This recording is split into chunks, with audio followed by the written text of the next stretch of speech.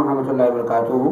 میں ہوں حافظ سعد اختر، آپ دیکھ رہے ہیں قرآن and modern science lecture number 3 سورہ کوثر کی فصاحت و بلاغت کے متعلق۔ محترم سامعین و سامعات، ایک وہ وقت تھا کہ جب شاعری کا دورہ تھا، شاعری اپنے عروج پر تھی، شاعری کو بہت بڑا فن سمجھا جاتا تھا جس طرح آج سائنس اور ٹیکنالوجی کا دور ہے۔ اس وقت شہر مکہ کے قریب عکاظ کے میدان میں ہر سال شاعری کا مقابلہ منعقد ہوتا تھا۔ اس میں اول آنے والے کا کلام جو ہے وہ کعبہ کی دیوار پر آویزاں کر دیا جاتا تھا تاکہ دنیا کے مختلف کونوں سے آنے والے افراد اس کو پڑھیں اور اگلے سال مشاعرے میں اس سے بہتر لکھنے کی کوشش کریں۔ شاعری کی اس مقابلے کا معیار اگر آپ جانچنا چاہتے ہیں، آپ دیکھیے کہ جناب حسان بن ثابت رضی اللہ تعالی عنہ جو پیغمبر کائنات کے پسندیدہ شاعر تھے، جن کا مشہور شعر وَأَحْسَنَ مِنْكَ لَمْ تَلِ قَطُّ عَيْنِي وَأَجْمَلَ مِنْكَ لَمْ تَلِدِ النِّسَاءُ خُلِقْتَ مُبَرَّأً مِنْ كُلِّ عَيْبٍ كَأَنَّكَ قَدْ خُلِقْتَ كَمَا تَشَاءُ۔ ان سے اس وقت ایک جج عورت تھی۔ اس وقت ہوتا یہ تھا کہ وہ جو شاعری کا مقابلہ ہوتا تھا اس میں تقریباً 7 ججز ہوتے تھے۔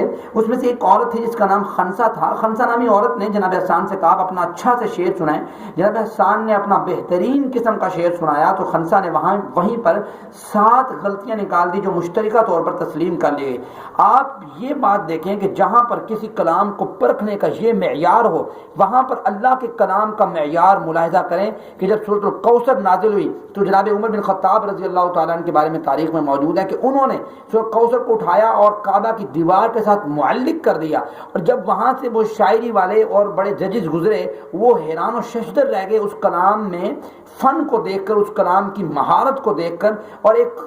بندہ تھا جس کا نام نابغہ زبیانی تھا جو تمام ججوں کا چیف آف جج تھا، اس نے اپنے چند ساتھیوں کو لے کر اس مقام پر پہنچا، وہاں پہ سورۃ کوثر کو معلق پایا تو وہ بڑا حیران رہا، اور اس نے اس کے قافیے اور ردیف کو دیکھتے ہوئے وہاں پہ ایک جملہ لکھ رہا، تاریخی جملہ جو تھا ما ھذا قول البشر، کہ یار یہ تو کسی بشر کا کلام نہیں لگتا۔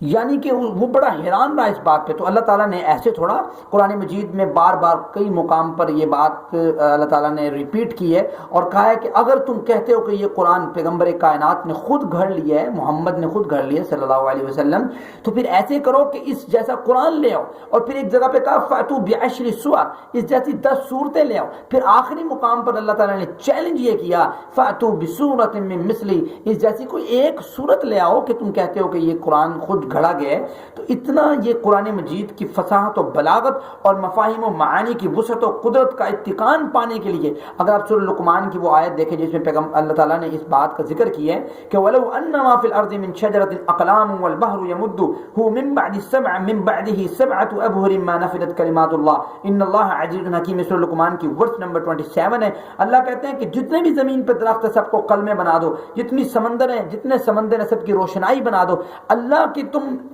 تعالیٰ کی تم چیزوں کو دیکھنا چاہو، گننا چاہو، اللہ تعالیٰ کی نعمتوں کو گننا چاہو، اللہ تعالیٰ کے کلام کی اس کی خوبی کو پرکھنا چاہو، تمہاری کلمیں ختم ہو جائیں، تمہاری سیائیاں ختم ہو جائیں، لیکن تم اللہ تعالیٰ کے کلام کو، اللہ تعالیٰ کی انعامات کو تم گن نہیں سکتے۔ آپ یہ دیکھیں سورۃ کوثر کا جو ہم اپنے محدود عقل کے ساتھ مشاہدہ کر سکیں تو یہاں پہ انا اعطیناک الکوثر اس کی کل 3 آیات ہیں، اور تینوں آیات کے اندر کل جو الفاظ ہیں، جو کل جملے الفاظ ہیں، مطلب جیسے انا ایک جملہ، اعطینا کا ایک جملہ، الکوثر ایک جملہ ہے، کل یہاں پہ جو جملے اگر ہم دیکھتے ہیں عددی معجزے کے لحاظ سے جو ہمیں سمجھ آ سکی ہے تو یہاں پہ کچھ یہ چیزیں سمجھ آتی ہیں کہ انا اعطیناک الکوثر یہ پوری صورت جو ہے ایک لائن کی صورت ہے۔ اس صورت کے کل جو جملہ الفاظ بنتے ہیں وہ 10 حروف بنتے ہیں، ٹھیک ہے، اس میں 10 کا عدد بار بار ریپیٹ ہو رہا ہے۔ آپ اس لحاظ سے دیکھیں کہ اس صورت کا ہر جو جملہ ہے، ہر لفظ، ہر آیت جو ہے، ہر ورس جو ہے وہ